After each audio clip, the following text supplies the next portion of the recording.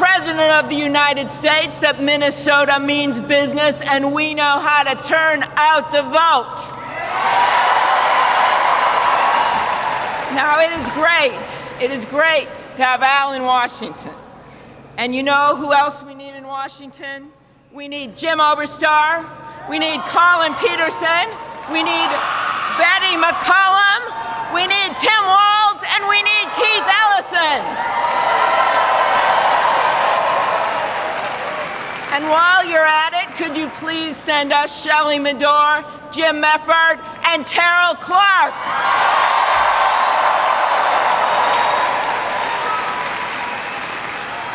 You know, I've been traveling around the country helping some of my colleagues, and it's been great out there, but I have to tell you, I had one low moment. I gave a speech in another state. I got off the stage. Someone said to me, you know, your accent, it sounds a little bit like Sarah Palin.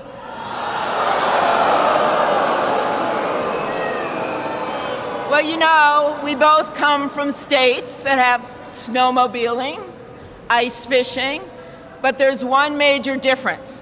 If she was in our state, she's asked for $200,000 for a speech, and I'm here for a free Mark Dayton t-shirt.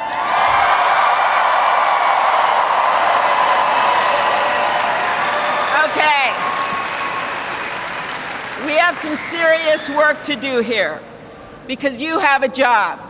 You need to convince your friends and your brothers and your sisters and your neighbors and your Facebook pals to vote, and to vote for Mark Dayton for governor.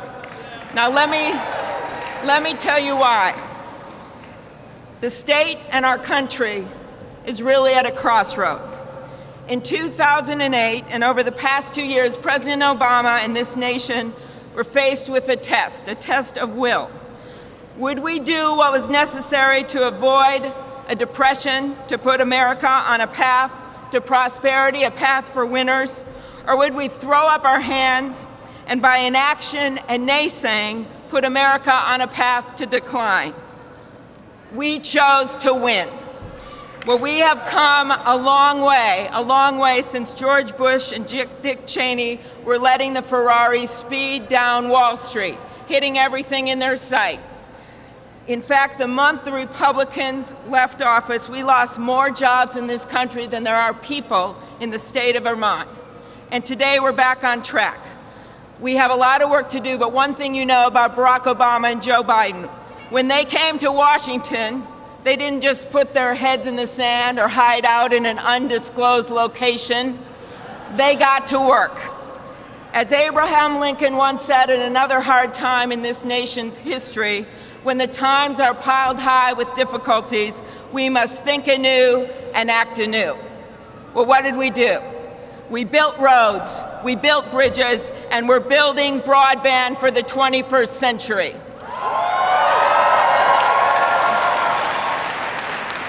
Our state knows a little bit about this. We're only a mile away from that bridge that one day in the middle of a beautiful summer's day fell down in the middle of the Mississippi River. And as I said that day, a bridge just shouldn't fall down in the middle of America. But when it does, what do? We rebuild it. And that is what we're doing with the economy of this country.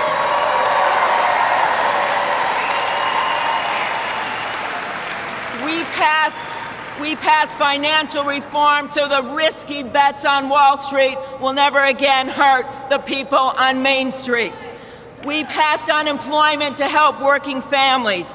We reformed our student loan policies so that the money goes to books and to classes and not to the middlemen.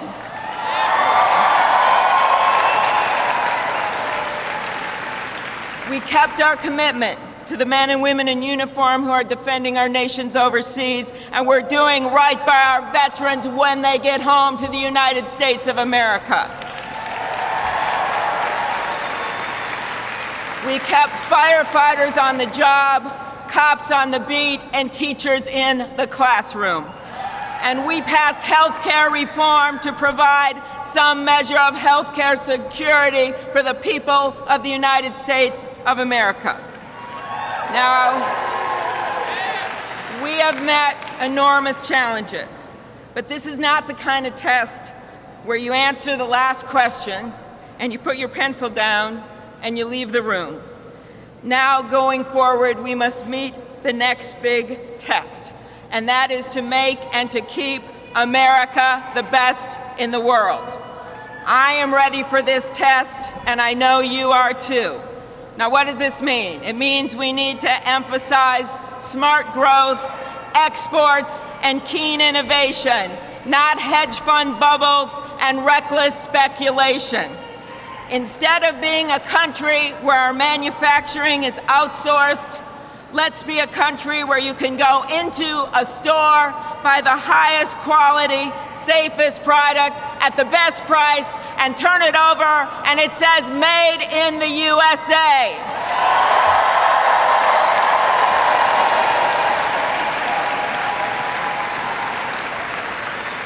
Instead of allowing Wall Street to play Russian roulette with our future and coddling the corporations who fight change, the insurance companies, the pharmaceuticals, big oil, let's stand up for our people.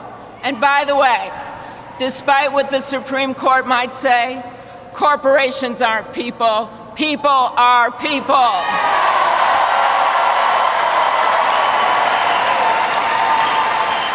Now, let me sum up the two parties at this point in our history. We have had candidates who have inspired the nation by putting people first and with the audacity of hope. Now, what is the most famous candidate slogan on the other side? I am not a witch. So our fight, as you know, is with the fearmongers and the naysayers. And you know what I'm talking about. Let's take a trip down memory lane. When Ronald Reagan, a Republican president, left office, he left us with a $155 billion deficit. And when the first President Bush left office, he left you with a $290 billion deficit. But his son outdid them all. When George W. Bush left office, he left you with a projected $1.3 trillion deficit. So I ask you this, all you students out there from the great University of Minnesota, who was the last president to balance the budget? President Bill Clinton. President Bill Clinton, a Democrat. President Bill Clinton, who left us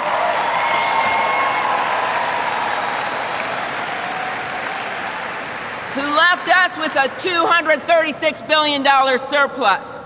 And in keeping with his work, it is the Democrats in your delegation who have supported pay-as-you-go rules and the establishment of a debt commission to steer us from the deficit. Now let's look at what the other side has done.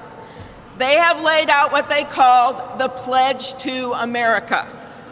Now, if they meet their pledge, they will increase the deficit by $1 trillion. And if they don't, they will increase the deficit by $2 trillion. We know we need to extend the tax cuts for the middle class. But do we really need a $500 billion additional tax cut for people making over $1 million per year? You know, the Pledge to America reminds me of something. A few years ago, I was at the Minnesota State Fair, and I was campaigning at the beer garden, always a place to go. And I saw these two students, and one of them poured the other one a beer, and the guy that got the beer, the kid that got the beer, said, "You know what? This beer is all foam and no beer." Well, my friends, the Pledge to America is all foam and no beer.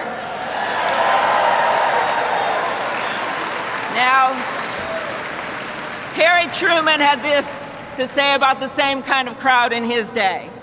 He said those that were spouting fear and voting no, he called them do-nothings. And here's what he said: America was not built on fear.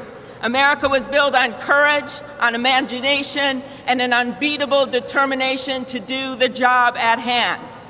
Well, in our state, Minnesota, we have a leader with the unbeatable determination to do the job at hand.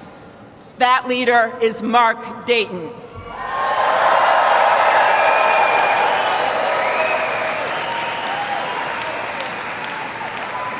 Mark Dayton has never backed away from what he believes is right.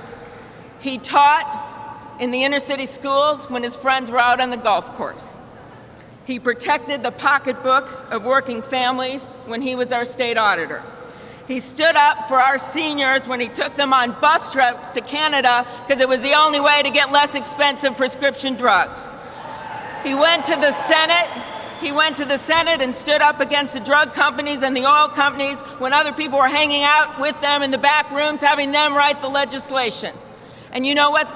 When that Iraq War resolution came up, there were only 23 senators that had the courage to vote against them, and 2 of them from Minnesota. And they were Paul Wellstone and Mark Dayton.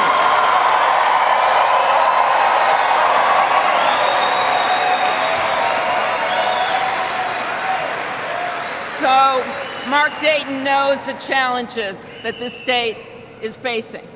But you know what else he knows? He knows that waitresses don't make $100,000 a year. Now, Mark is up for the challenge, but I've got one question for you. Are you up for the challenge? Are you up for the challenge of the last 10 days? Are you ready to spend the next 10 days knocking on those doors and calling your friends and texting them and telling them to get off the couch and vote? Because it's time to do.